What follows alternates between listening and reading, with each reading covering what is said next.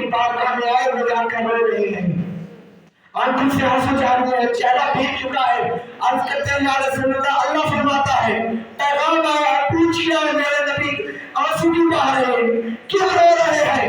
आगे करीम सल्लल्लाहु अलैहि वसल्लम ने इरशाद फरमाया, जिब्रील उम्मत को गम रुलाए जा रहा है, मेरी उम्मत पर सिराज से कैसे गुजरेगी, तो तलवार से ज्यादा तेज, बाल से ज्यादा बारीक खालिक कायनात की बारगाह में अर्ज की, अपनी उम्मत के गम में तेरा महबूब रो रहा है। अल्लाह ताला फरमाया, महबूब के लिए पैगाम दे दो, ऐ महबूब परेशान होने की जरूरत नहीं है, हम आपको राजी करेंगे, हम आपको राजी करेंगे, आपकी उम्मत के बारे में आपको हम परेशान नहीं करेंगे। अभी मैंने एक हदीस पढ़ी है यहाँ बैठ कर, वो हदीस के आदि मुर्शिद फरमाते हैं, जिसके दिल में राई बराबर चौ बराबर भी ईमान होगा, मैं जहन्नम से खींच के उसे जन्नत में ले जाऊंगा।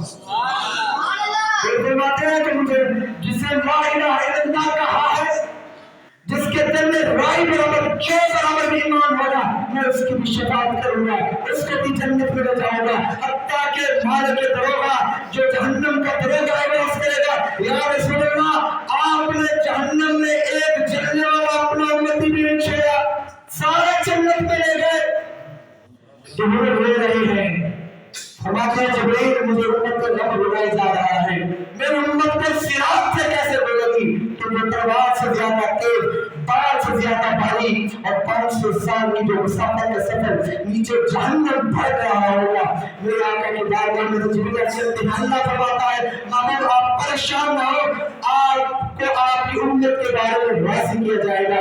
दरियाओ रहमत कैसा जोश किया, रोज़ इशारा फरमाते हैं, फिर तो ऐसी बात है तो मैंने उस वक्त तक अल्लाह से राज़ी नहीं होना जिस वक्त तक मेरा एक उम्मत भी जहन्नम के अंदर हो।